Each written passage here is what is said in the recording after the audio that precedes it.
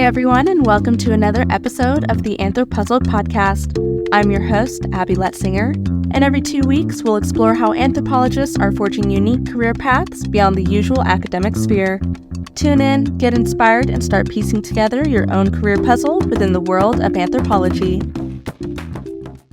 On today's episode, we're excited to welcome fellow podcaster Gaby Lapera. Gaby holds a master's in biological anthropology from the University of Nebraska-Lincoln and a bachelor's in anthropology and history from the College of William and Mary. She currently serves as the lead content designer at Parafin, but that's not all. She's also the host of a very fascinating podcast called AnthroBiology, where she interviews a diverse array of biological anthropologists. How are you doing today, Gaby? I'm doing really good. Thank you so much. How are you doing?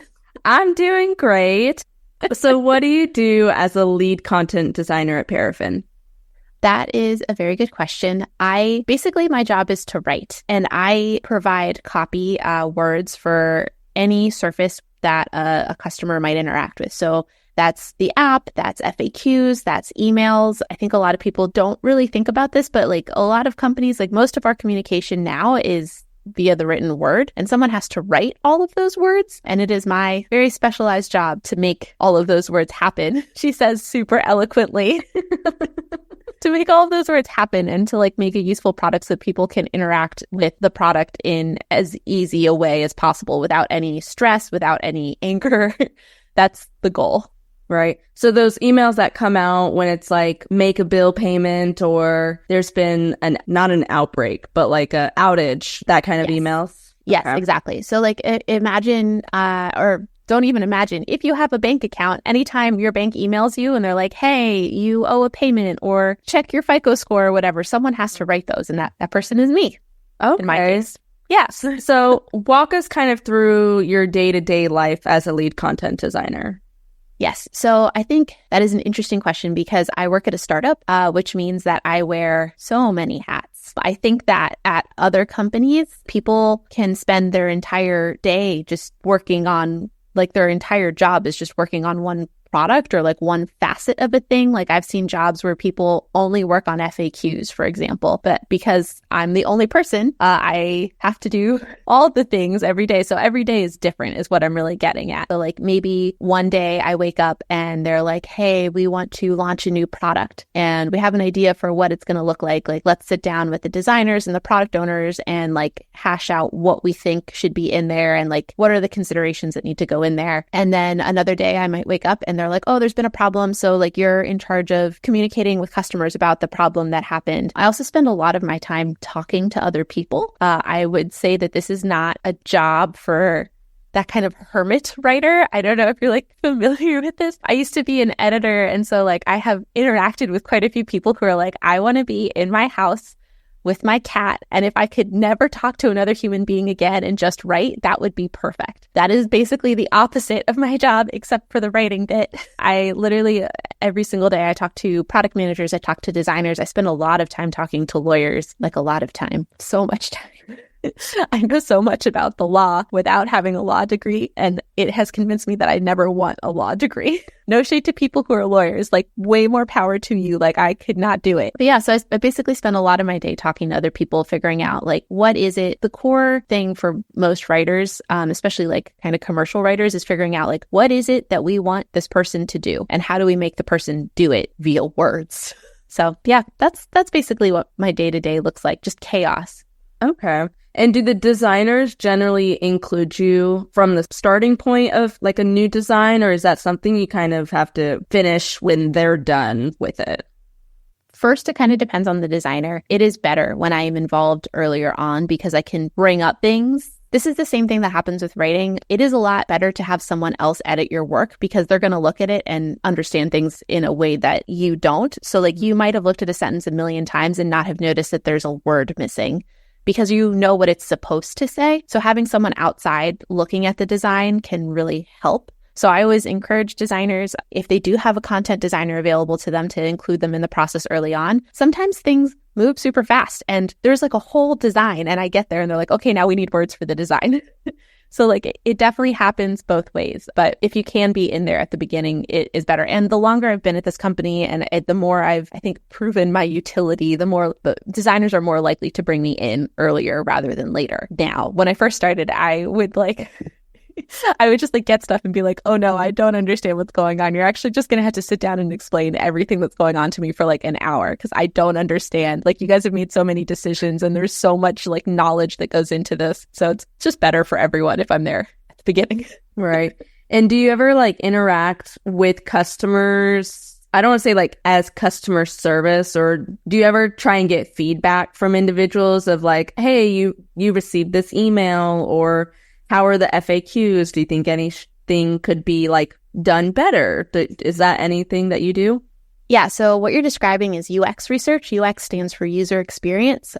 There's like a lot of different ways that you can go about doing it. Because it's a startup, I don't have like a ton of resources to do that kind of testing, but I have successfully stood up a couple of surveys and I work with our customer experience team all the time. So they tell me when they've seen an uptick. For example, we send out a new email and they're like, we're getting a lot of questions about this email. Like, I think we need to change the language so it's more clear about XYZ. I think that is actually something that is super underrated at a lot of companies, is talking to your customer experience, customer support, whatever that team is called, those people, because they're the people who are actually talking to your customer every single day. And they know so intimately what is wrong and what people actually want.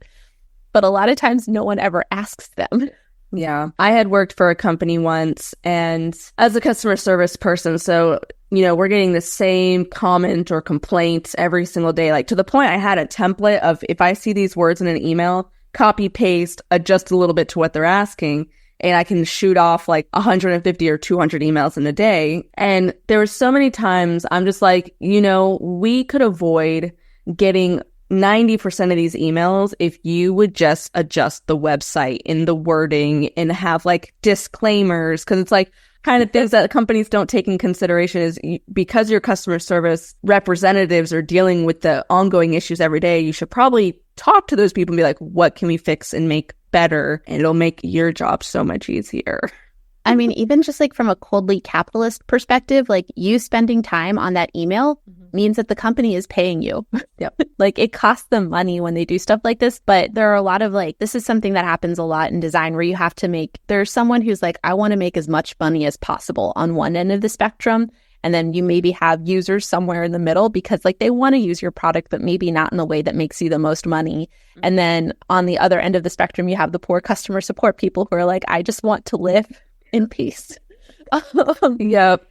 And there's this thing in design called dark patterns where companies sometimes will intentionally design things to make people spend money that they otherwise wouldn't have. And that's something that I try very hard to fight against. I'm lucky in that I work with people who generally care about the customer very much. And the other thing is that I work in a space that is highly regulated. And so if we do things that are unfair or deceptive, there's actually something called UDAP, which is unfair, deceptive acts and practices, that we could get sued. We could owe the regulators a lot of money and we could owe the customers a lot of money. And so that's part of the reason I spend so much time talking to lawyers is we want to make sure that the things that we write are not deceptive. People know exactly. And part of the reason that this is so regulated is because we're doing things like loans and cash advances. There's other industries that are far less regulated. And so it's a lot easier to get away with these practices, unfortunately. Exactly. And it's something that it's very capitalistic. The goal is to get the consumer to spend as much money as possible without having to worry about whether or not they're going to want their money back for a product or design or something like that. Sometimes I wonder what the calculus is on that. Are people really taking into account the bad feelings that you're engendering? You're never going to wash that away. And B, how much time and money goes into refunding or fighting the customer over $20 or whatever it is. Right. I don't know. I'm not a corporate overlord, so I don't really know how that math works. I don't even either. And even if I did, I wouldn't want to do it. Too many variables. So, reading through your introduction, you have degrees in anthropology and history, yet you're working in the financial tech industry rather than that. What kind of made you choose to go into this field rather than continuing with biological anthropology? It was not an active choice. There was no plan. There was survival. I went to grad school for biological anthropology, and through the course of my graduate school experience, I realized that academia was not for me for a variety of reasons. And when I graduated with my master's, I needed a job. Any job. And I'd been working as an editor on and off since I was 18. So I was like, you know what? I will just try and find a job doing this. And I had a friend at the time who worked at a company that was looking for editors, and they interviewed me. They did not want to hire me. They did not want to hire me. This is for an investment media company called The Motley Fool. So they do newsletters about stock investing, stuff like that. And they didn't want to hire me because they thought that I wasn't experienced enough in investing. And I was like, I have all the skills necessary to be successful at this job. Like, I am a really good editor. I'm really good at research. I can do math. I can do math. I can do all of these things. And it's just a matter of understanding like the subject area a little bit more. But like, I can teach myself that in the matter of a couple of months. And they said, thanks, but no thanks. And I was so desperate for a job that I emailed them back and said, what if you just hire me as an intern? And if you don't like me, you just don't hire me after my intern contract is up at the end of 6 to 8 weeks, whatever it was. And they said, okay. They later told me that they were like shocked by the chutzpah. Like they're like, we weren't like no one's done that before. And in retrospect, it was kind of an unhinged thing to do. But it's also not the first time I've done something like that. I was like, the worst they can say is no, and I just have to keep looking for jobs. They ended up hiring me, long story short, after about 8 weeks. And I started there full time. And from there, I just kind of stayed in the financial tech area. It wasn't intentional, but it is a place that I'm kind of glad to be in general. Knock on wood, there's like a little bit more job security in finance. And also, just like as a side effect, I've learned a lot about investing in personal finance. And that has been very helpful for me as an individual trying to navigate this landscape that we currently find ourselves in. Yeah, and I wish it's things they would teach you in like high school or one of those required gen eds they force you to take in college of like, you know, adult skills like how to file your taxes and what's a 401k. Being able to invest and hopefully build up your financial repertoire, I feel like is something everyone should, you know, do some research into instead of just jumping in without knowing anything, you know? Yes, totally. And one of the things that I want to say, and I want you and your listeners to believe, is that this is something that you are totally capable of understanding. It is not as hard as people make it out to be. Like my tinfoil hat moment is that the financial industry wants to make you think that you can't do it because then you have to pay them to do it for you. And it's not true. Like you are capable of understanding what's going on. Yeah. And I believe in you and I can help you too. And I can help you too. So that's like starting to make me sound like I'm like gonna be like just for $5.99 right from my course. But no, like seriously, I actually have been thinking about doing like a financial literacy course for my friends. Like a couple of my friends have asked me to put something together, and I'm just like just very busy. The more I think about it, the more I'm like, I think that would actually be super useful to people. Maybe that's my next project. It's just like right. You're like, I got this project and then these other side podcasts. Let me just add something onto my plate and it'll be fine. Dude, right now I'm like looking at maybe doing a book with someone else about climate change. And I had like started to read the pages about like the book, just the book. I'd started to read the things that she'd already written. And I was like, I need to take a break from this because there's a lot of other just like bad things happening and I can't read a book about climate change like right at this particular moment. You're like, I just need all the positive vibes right now and this is making me sad. But anyways, we're going to try and make this not depressing.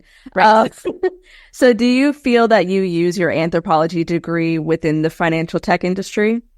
Yeah, absolutely. All the time. When there are moments where I can set up research and studies, I get to use things that I learned in university all the time. It is very hard to write a survey. And I think that it is something that a lot of people don't appreciate, how difficult it is to write a survey that is unbiased to the degree that that's possible. Because like if you truly want to know what people think of your product, you can't put in leading questions like, how satisfied would you say you are with our product, right? Even just putting the word satisfied in there, like it makes people think like, yeah, like maybe I am satisfied, like thinking about how you write a question as neutral as possible. Mm-hmm. So I use that. I use a lot of math. I use statistics all the time to like look at the results and figure out, to just analyze the data and see how we should maybe make our changes. Part of any kind of liberal arts degree, anthropology degree is writing, and I write literally every single day. And I did a lot of my editing. Like the way I started editing was sometimes students, but I really got like my big start editing working for a supervisor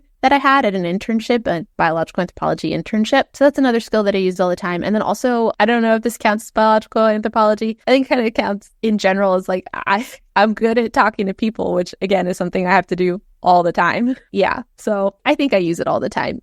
Do I use my knowledge about bones all the time? Definitely not.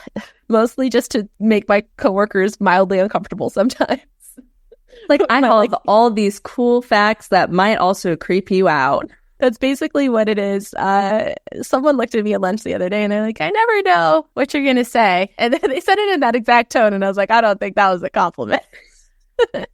I was at work the other day and I don't know what we had been talking about before, but it got to that like uncomfortable, awkward silence. And I'm just like, did you guys know scorpions used to be 5 feet long and glowed in the dark? And they're like, where the heck is this coming from? I'm like, I learned it on a podcast, but I was also very uncomfortable. So, fun fact. Dude, I'd be so excited to be like, do you want to talk about megafauna? You know why avocados are so big? Oh my God. So in the financial tech industry, do you think there are degrees that would kind of help individuals get into what you're doing? Into what I'm doing in terms of content design or in terms of just like the fintech space in general? I guess in terms of content design. Yeah, for content design in particular, this is kind of a weird field because it's not weird. It's just, it's a field that has naturally grown over the course of like the last, say like 15-ish, 20-ish years, maybe. So historically, there hasn't really been like a college course that you could take.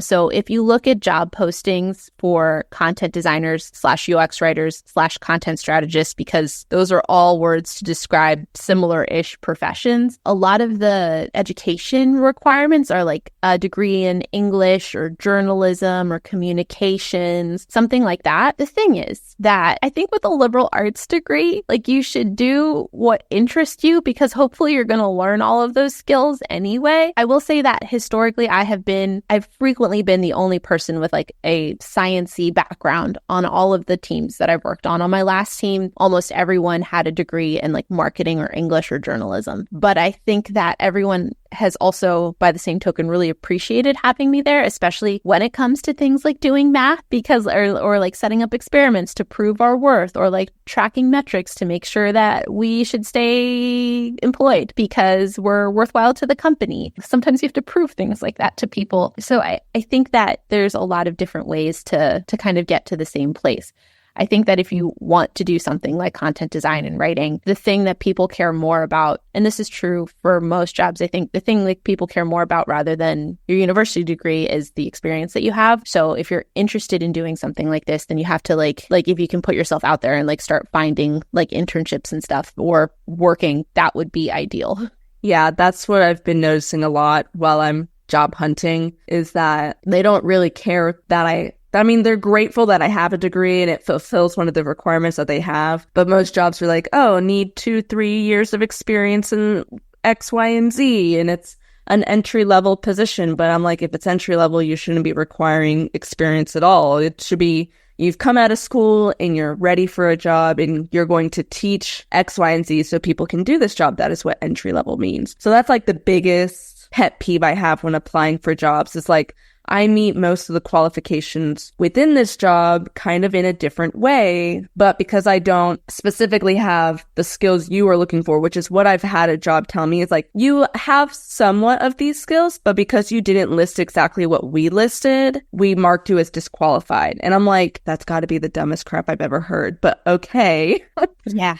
I think that's like becoming increasingly common. Unfortunately, people are like less likely to give other people a shot. If you are out there trying to write a cover letter, like look at the job description and put in every single one of the skills they have in the job description in your cover letter. I know it's going to make your cover letter probably like hideous and whatever, but at least like it has in your resume too. Like make sure like your resume matches all of the requirements, whatever that they have. Sometimes it feels like really ridiculous and overwhelming. Yeah. I think I've applied like within the last week, I've applied to 30 different jobs that have basically the same title that I have right now. And most have come back and be like, oh, I'm sorry, you're not qualified for this position. And I'm like, at this point, I don't understand what I need to be qualified for other than do I just go back into the customer service market? And I'm like, I really don't want to go back to that. I'd rather try and go into a career-wise job.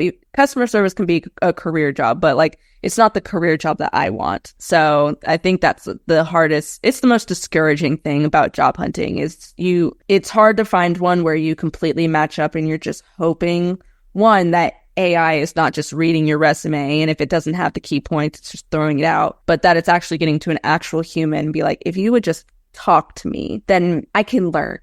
Yeah. I mean, and that's something that I feel very fortunate in that, like, my first job was because, like, the reason I was even invited to apply and to begin with was because I already knew someone who was there. Yeah. Like, that's really lucky. And I know that most people don't have that. Yeah. Networking is very important. For introverts like myself, I don't enjoy it one bit, but I know it's necessity to try and find what you want to do. So yeah, network, get to know your professors, get to know your classmates, because if you're in a field like anthropology, most likely there will be your colleagues or your peers. And so you got to get out of your comfort zone for sure.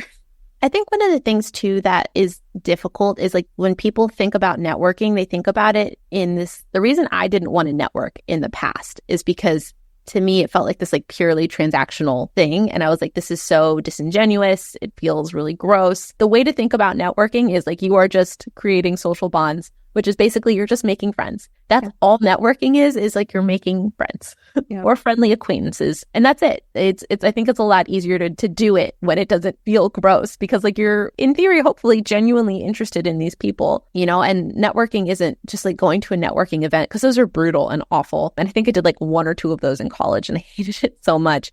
Networking is also like, I keep in touch with a bunch of my coworkers from my old jobs. I just check in with them periodically and I'm like, hey, how's it going? I think the other thing that's really helped me is realizing that most people are not bothered by you reaching out to them, especially if you already have some kind of relationship or whatever. Most people are grateful because people have really busy lives and it just, like, doesn't occur to them to get in touch with you. But when you get in touch with them, they're like happy. They're happy to see that you're still there and you're thinking about them. So it doesn't have to be as awful as it feels, but it is, I totally agree with you, like a drag to think about doing actively. Mm-hmm. Yeah, it's not fun, but it is a necessity. And there is ways to make it fun. You just have to find what works for you. So how did you get where you are today? Because you talked a little bit about how, you got one of your corporate jobs through, like, somebody you knew, or you've been editing for years and that kind of helped you get to the jobs where, but how did you get to where you currently are, I guess? Oh, at Parafin? Yeah. So I was at the Motley Fool for like about 2 years maybe. And I was an assigning editor there. And it was just time for me to move on. So I started applying to a lot of different jobs. And I applied to a job at Credit Karma. Mostly, this is so dumb, because my best friend, my childhood best friend, we've been friends since we were 10. She was working at Apple as a mechanical engineer. And she'd been begging me for years to move to California. And just to basically get her to shut up, I was like, fine, I'll apply to this job. And I applied to a ton of jobs. And I heard back from like 3. One of them wanted to pay me like literally less than half of the salary I was making at the time, which in DC, I was already not making that much money. Like, I was already not doing great. So I was like, no, thank you. One of them said they wanted to interview me and then just disappeared. And then the third one was Credit Karma.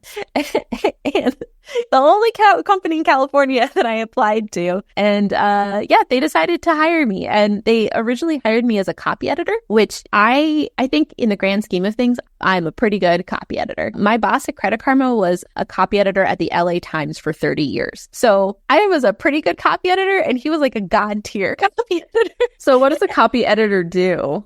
Oh, that's a great question, because there's all these different types of editors, and I don't think people realize. So copy editors are people who look at the actual, like, copy, the words, and they make sure that it is all grammatically and stylistically correct. Yeah, so they make sure that semicolon should really be a semicolon, or instead of using an M dash, you need to use an N dash, which are different lengths of hyphens.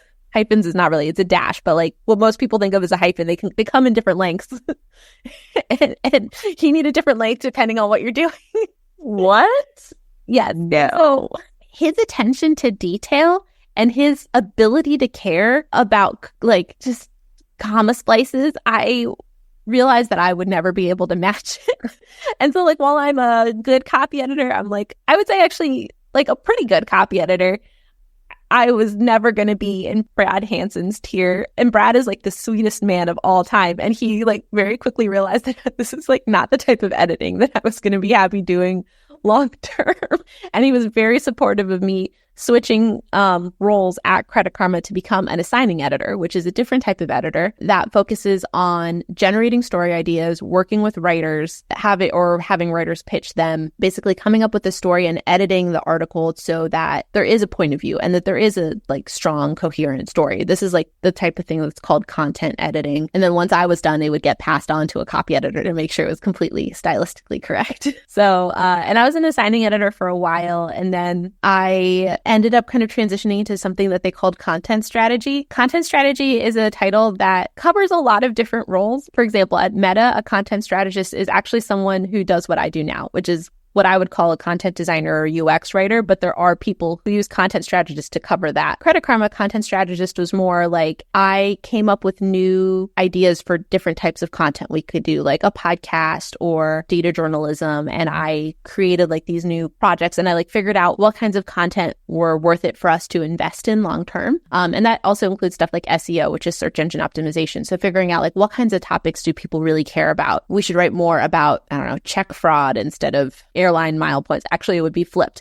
But like, you know what I mean? Like figuring out like what people care about, like what's going to get the clicks so that they're on the website and that they build brand affinity or whatever. So that's what I was doing at Credit Karma at the time as a content strategist. I was running the data journalism desk, which was super fun, actually. And Parafin got in touch with me, and they basically just asked me if I wanted a job. And I said, not really, actually. I'm very happy with the job that I have now. And they interviewed me, and they basically just like really put the strong sell on me. And when I say they interviewed me, this is like the most lax interview process that I have been through to date. And I don't really understand what happened.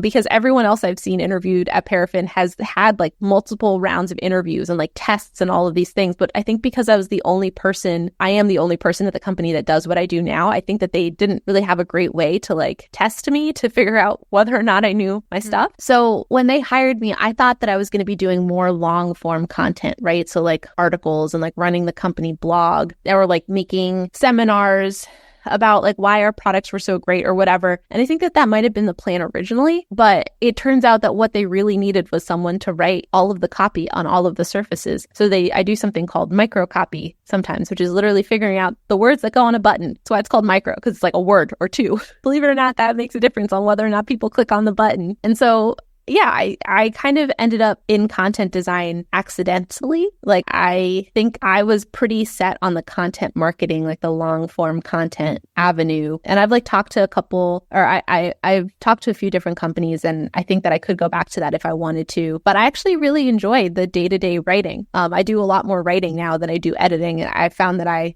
enjoy it a lot more. So yeah, it's been a good discovery. And thankfully, my manager has been like very supportive of me. because they could have hired me and been like, oh damn, you're not actually what we thought you were, and I would have been like, you're not what I thought you were either. Both would have been like pointing at each other, just like but I don't know, like they've been supportive. And I will say that for writing, there are some fundamentals that I think translate across disciplines. So even though I was used to writing much longer content, and like the biggest struggle that I've had is like remembering I only have like 110 characters worth of space or whatever, like keeping everything like within that limit is challenging. That's been my hardest thing. But there are some things that never change about writing, like understanding who your audience is, understanding what you want them to do, keeping in mind how people prefer to be communicated to. Those are all things that don't change no matter what you're writing. So I think that I had all of the skill set within me. I just needed to upskill or whatever they call it into content design, which I think overall I've been successful in doing. Everyone seems fairly happy with, as far as I know, everyone seems fairly happy with my work. Well, speaking of jobs and all the things that go with it, like salary, what can someone maybe expect to make in a position like this? Yeah, for sure. So one, I think there's a huge variance geographically.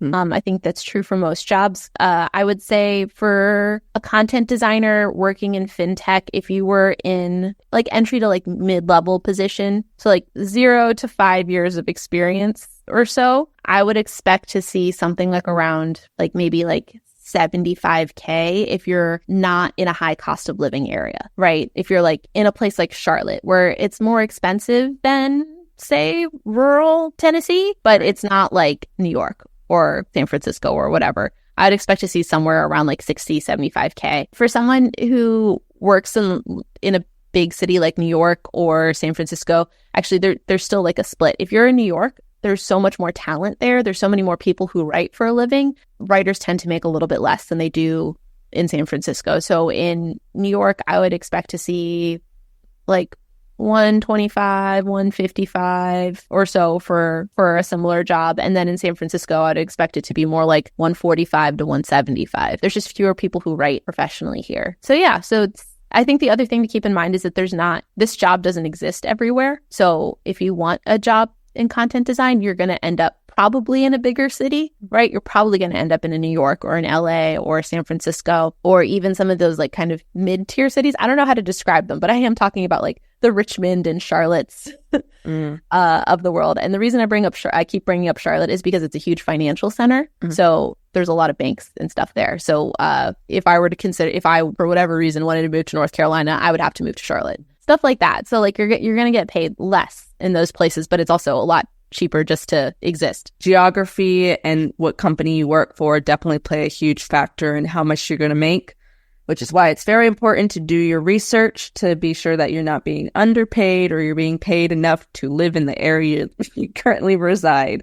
Totally. I did not do that math when I first accepted my job at Credit Karma. They gave me a $20K raise. And I was like, oh my God, I'm going to be rich. And then you got here, you're like, I think I'm not getting paid enough. And I got to San Francisco and I was like, oh no, I'm not rich. I'm living in like a 200 square foot studio. Oh God. And my rent is more than it was in Washington, DC. And it turns out, and I will be very grateful, forever grateful for this. Like maybe 2 or 3 months after I started, they hired a new, they call it head of people, which is the person who I guess is in charge of HR and like people benefits or whatever. But she came in and she basically did this study where she checked to make sure that everyone was like getting paid the same if they had the same job title. And she also matched the job title to some like external benchmark. So like for comparative companies in the area, how much is someone with an engineer 1 job title getting paid? And so I started and I got like an 80% raise. That's what's up. 3 months after I started because there was a dude on my team making that much. Wow. Yeah. And I just didn't know. Like I didn't know how much I was worth. So I lucked out, but it very well could have not turned out that way. And that's why a lot of companies, don't want people talking about what each other makes. Because like the place that I work part-time, I'd be like, oh yeah, I make this much. And they're like, I've been working here 3 years and I don't even make that much. And I'm like, you should really ask for a raise. Like, yeah, it is illegal for them to tell you not to talk about what you make. Like, yeah. You are currently federally allowed worker protection. You're allowed to tell other people how much you make and they cannot stop you. But anyways, so on to the second segment of your episode. You have a podcast called AnthroBiology where you talk to all these different kinds of biological anthropologists. What made you want to start this podcast? So when I left grad school or when I graduated, there are things that I love about anthropology, and that's anthropology. That is talking to really smart people and learning new things and expanding my horizons. And one of the things I realized that if I went into academia, I wouldn't get is getting to talk to a lot of different people. Like the idea of studying one thing for 30 years was so oppressive to me that I realized that academia was not for me. The podcast is a way for me to like kind of keep my toe in the anthropology world, but then also learn about all of these different things. I get to talk to really cool people all the time. And I think like the most fulfilling thing about the podcast is that I get to interact with all of these people who are excited about anthropology. And I'm not talking about the researchers. I'm talking about like the listeners. Like people email me and they want to talk to me about anthropology and they want to talk to me about maybe going to grad school or doing something else, or they have questions and they wanted to know if I can like point them in the direction. It's amazing. And I wasn't really expecting that. I thought that no one was going to listen to it, frankly. It's like such a niche podcast. But the people who listen really seem to enjoy it. That's actually how you and I met, because you listened to my podcast and you emailed me and I was like, yeah, of course. I'm so happy to help you. Yeah, because I had been listening to it for a while, and I think the reason that I found it is I was driving all the way to Colorado, and I'm like, I need something to listen to because music is just not doing it anymore. Mm-hmm. And so I was like looking up AnthroBiology Podcast, because I was already listening to Ologies by Allie Ward, and she is amazing. So if anybody wants to go check out her podcast, please do. That's how I found out scorpions used to be 5 feet long. But anyways, so I was looking through AnthroBiology Podcast and I had come across yours, and I'm like, well, biological anthropology isn't something that I had really gotten into in school. Like, I had taken forensic anthropology classes and one called Rituals of Human Remains. And my professor, her name is Alicia Winburn, the coolest individual I have ever talked to. Like, she's just a vibe. And like, for a little while, it made me want to be a forensic anthropologist. And then I looked at how much science and schooling was involved, and I said, ooh, never mind. I'll just watch Bones or something like that and get all of my, love for anthropology through that. So when I came across your podcast, I'm like, okay, not only do I get to learn about a subfield of anthropology that I didn't learn a lot about in college, but now I get to like have all these cool facts, whether it's about teeth or bones and all that kind of stuff. So I had listened through it. And then like earlier this year, we were doing like listen to a podcast or read a book for 30 minutes to an hour a day. And I'm like, she hasn't posted any new episodes in a while. I'll just re-listen to all of them. So, because it doesn't get boring to me, because I'm like, this is such interesting stuff. And like, you kind of pick up on new things every time you listen to it. And so then I'm just like, okay, I'm struggling figuring out what the heck I want to do. I'm just going to email her and be like, yo, can you help me? Like, I don't know what to do with my life, or if I should go to grad school. And then so we were talking, and I'm just like, after a while, I'm like, maybe I just start a podcast on this. And I'm like, I can interview here because she has an anthropology degree and she's not working in academia or museums. Yeah, and I'm so happy. I'm so happy to talk to people who reach out to me, and it's just pretty exciting. And I think the other thing is that sometimes people ask me if I'm making money from the show, or if like I plan to monetize the show, and the answer to both is no, because as you mentioned, like sometimes I go a long time without posting, and that's because, one, I have a very full and enriching life, but two, because I have gotten really depressed in the past, and I just like haven't had the energy to post. And if it were a business and if this were my only way of making money, I would be screwed. One of the other things about academia, one of the other reasons I decided not to stay in, is because I couldn't deal with having to scrap for money and scrap for a position, and like not knowing where I was going to live was also something that was really tough. Like, I have a friend who is tenure track at a university, and it's in a state that she doesn't like at all, but she feels like she can't leave because she's pretty close to getting tenure, and so she's going to be there in the state that she doesn't like for like 30 years at least, right. Probably, so like having a job outside of academia, I'm not saying if you have a job in academia you're 100% going to end up somewhere you hate. Like, that's categorically false. Like, I'm sure there's people who've ended up in places that they love, but I couldn't deal with the idea of not having a choice at all. And I also, like, honestly, I love not having to apply for grants. And I love not serving at the whim of a university and some administrator who's like, you know what, I don't think associate professors are worth that much money, so they should get paid peanuts. Which is a thing that happens a lot. I like having health insurance, and I like having a 401k. So I think having like a job outside of academia was the right move for me. Yeah. Maybe not the right move for everyone. But anyway, the point is, like, the podcast lets me keep up with the things that I love about anthropology without having to deal with all of the things that I wouldn't have done well with long term.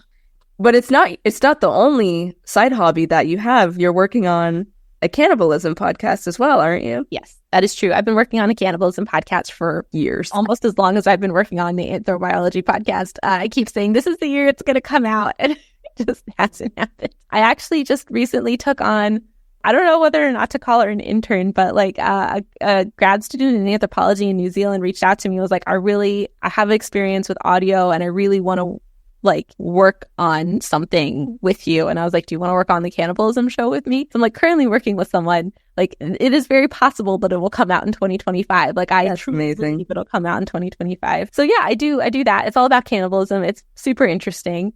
I cannot wait for this thing to come out. Before we get to our final 4 questions, is there anything else that we didn't talk about today that you would like to discuss? No, I think I'm good. So, into our final 4, for someone who's interested in getting into your field, and we kind of touched on this a little bit earlier, what's the biggest piece of advice you'd offer to them?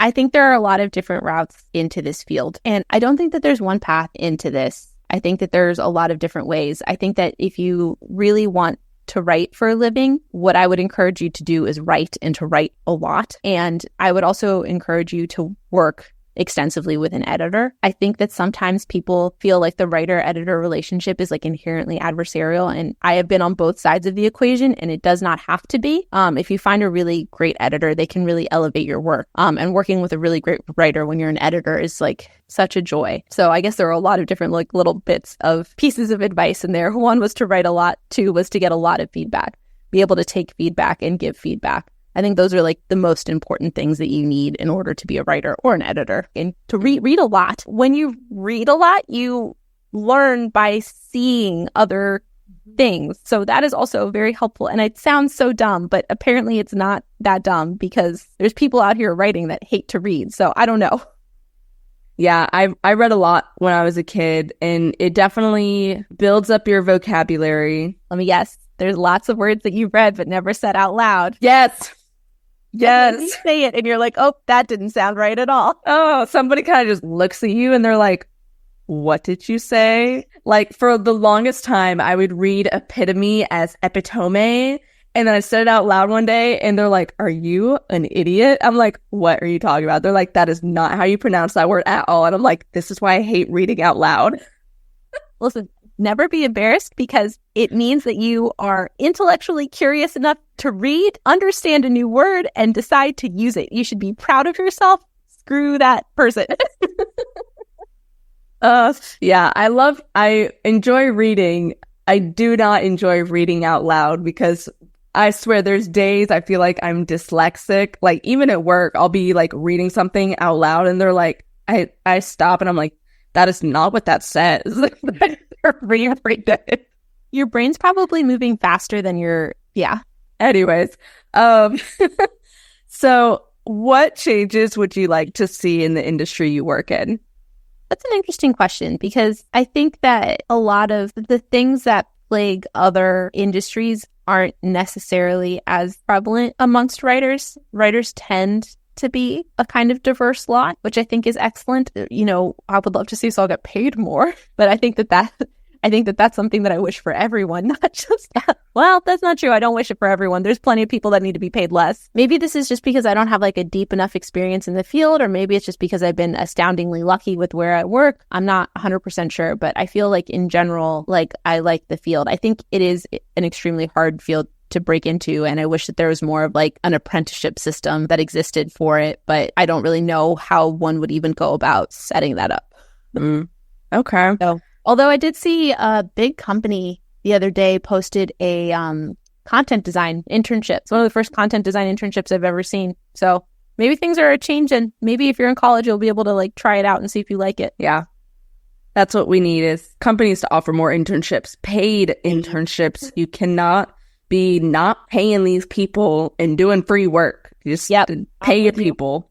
100%. So what do you absolutely love about your job or the industry that you work in?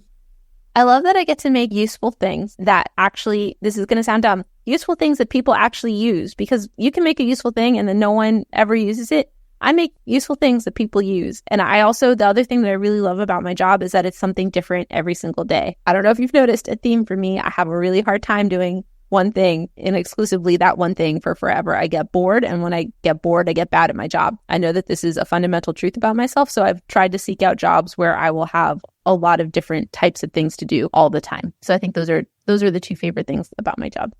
Well, final question, where can listeners learn more about you and the work that you do? Yes. So I have a personal website. It's gabylapera.com, and that has my resume, has a design portfolio. It's got a bunch of stuff in it. And I also have, like, if you're interested in the podcast, I have the AnthroBiology website, which is anthrobiology.com. You're welcome to email me using the form there, or you can email me at Gaby Lapera at anthrobiology.com. That's GABY.LAPERA at anthrobiology.com. Yes. So if you would like to learn more about the podcast, or if you'd like to learn more about me professionally, you can also visit my LinkedIn. And as you can attest, if you email me, I will probably respond to you unless you're very mean to me, and then I will just put your email in the trash. Please email me nice things and I will be nice back to you. Yep, I can attest. She was very good about that when I emailed her. Yeah. Well, thank you for coming on here and us getting to chat. It's always a great time. Thank you. It was so nice talking to you. You have a fantastic rest of your evening, and we'll chat soon. Thank you. You too. Bye. Bye, girl. Thanks for listening to another episode of AnthroPuzzled. This show was produced by me. A special thanks to Cheyenne Brewer for editing the website and episode descriptions, and to Leah Akers for the incredible logo design. The music is courtesy of Chad Crouch, aka Poddington Bear of Sound of Picture. If you have any questions, you can reach me at abby.letzinger@anthropuzzle.com. That's abby.letzinger@anthropuzzle.com. Or as AnthroPuzzled on Facebook, Instagram, Twitter, Reddit, and TikTok. Until next time.